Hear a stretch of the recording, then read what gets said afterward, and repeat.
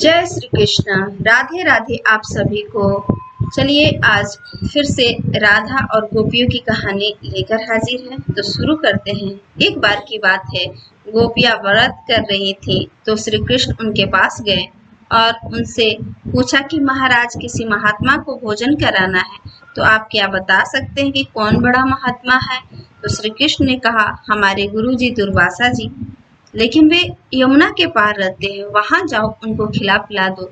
तो महाराज उस पार रहते हैं, यमुना के रात के समय हम व्रत का पारायण कराना है, कोई नाव भी नहीं जाएगी, रात को हम कैसे जाएं?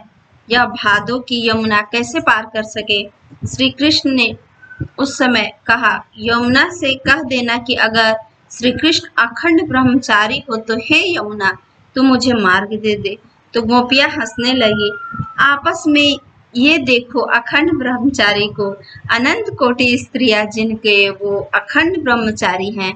अरे जो भी जीव श्री कृष्ण के प्रियतम मान करके प्यार करेगा वह श्री कृष्ण को स्त्री बन के भी दिखा सकते हैं। ललिता विशाखा सबके आपस में सनका मनकी की, लेकिन कहा कि चलो कह के देखते हैं, अपने कहने में क्या बिगड़ता है, देख लें। फिर आते हैं उनके पास, कान पकड़ेंगे इनका। सब ने जाकर यमुना मैया से कहा कि अगर श्री कृष्ण ब्रह्मचारी हैं तो हे यमुना मैया मार्ग दे, श्री कृष्ण के गुरु दुर्वासा जी को भोजन कराना है।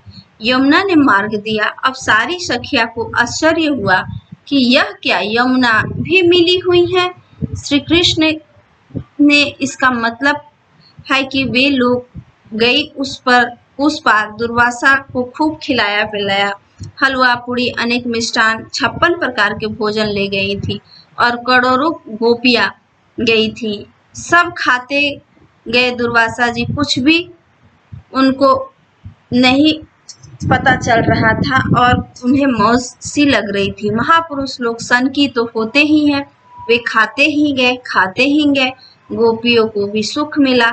अरे उनके गुरुजी बड़े अच्छे हैं, लेकिन सब पेटू कुंभकर्ण के बाद इन्हीं का नंबर है। लेकिन ऐसा मत सोचो, महात्मा का यह पता नहीं होता कि वो क्या कर रहे हैं और पता नहीं क्या बात है। तो दुर्वासा जी से कहा, महाराज अब तो हम जाना चाहते हैं, रात में हमारे घर वाले परख रहे होंगे तो यमुना पार कैसे करें? उन्होंने कहा, जाओ बच्चों, यमुना से कह देना कि दुर्वासा अगर दूब के घास होती हैं तो अगर दूब के सिवा कभी कुछ न खाए हो तो यमुना मार्ग दे दे। गोपियन ने कहा, यह तो हमारा प्रत्यक्ष अनुभव है, अभी अभी तो इतना सारा खिलाया पिलाया, हम लोगों ने ये खाली दूब ही खाए सारे जीवन। फिर गोपियां गई और उन्हें कहा, चलो खाएं,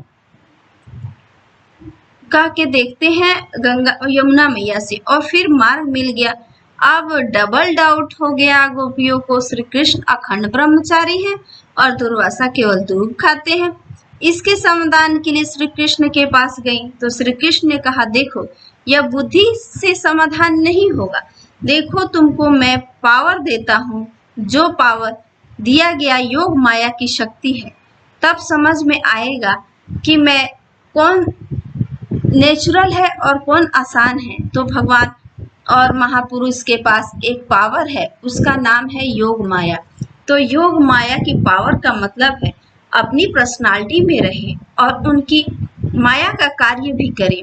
ध्यान दीजिए, जैसे आप लोग ने हल्की फुल्की एग्जाम्पल देखी होगी, पिक्चर में रोने की एक्टिंग करते हुए लोग हंसने की एक्टिंग करते हैं, प्यार की एक्टिंग करते हुए बेहोश होने की एक्टिंग करते हैं, मर जाने की एक्टिंग करते हुए बेचारे साधारण जीव हैं, अपनी शक्ति भर एक्टिंग कर लेते हैं। लेकिन भगवान के पास योग माया की शक्ति है। योग माने अपनी पर्सनालिटी से कांटेक्ट बना रहे, उसमें गड़बड़ ना हो, माया का कार्य करते रहें। जैसे कमल के पत्ते पर जल रहता है, लेकिन कमल के पत्ते में उसका अटैचमेंट नहीं होता, वह मोती की तरह हिलता रहता है। इसके ऊपर ऐसे ही भगवान अनंत कोटि ब्रह्मांड के सृष्टिकर्ता, इतनी डर्टी वर्क सब लोग लेकिन सदा आनंद में रहते हैं, उनको कोई टेंशन नहीं होता। और हम लोगों के 4-6 बच्चे होंगे, एक बीवी होंगी, एक माँ होंगी, एक बाप होंगे, 8-10 में ही सारे जीवन परेशान रहते हैं। क्या है आपको टेंशन? बस शब्द हर जगह यूज करते रहते हैं। आजकल बड़ा टेंशन चल रहा है। अरे टेंशन जब तक माया रहेगी तब तक रहेगा। ये आप सबकी भी जिंदगी है, लेकिन देखो भगवान के हम सब बच्चे होते हुए भी हम सब टेंशन करते हैं और वो आनंदित रह के हम लोग की गुजारा करते हैं। आखिर ऐसा क्यों? क्योंकि वो सच्चिदानंद हैं, वो सत्य की परख करते हैं और सत्यता से रहते हैं, और हम आम इंसान छल कपट माया जाल के मोह माया में फंसे रहते हैं। इसी कारण से हम सब दुखी और सभी एक दूसरे में ही परेशानी का सामना करते रह जाते हैं, लेकिन इस बात को समझ नहीं पाते हैं। यह कहानी आपको कैसी लगी? अच्छी लगी तो लाइक करें, शेयर करें, और जय श्री कृष्णा। फिर मिलते हैं इसी तरह की एक अच्छी सी कहानी के साथ। राधे राधे आप सभी।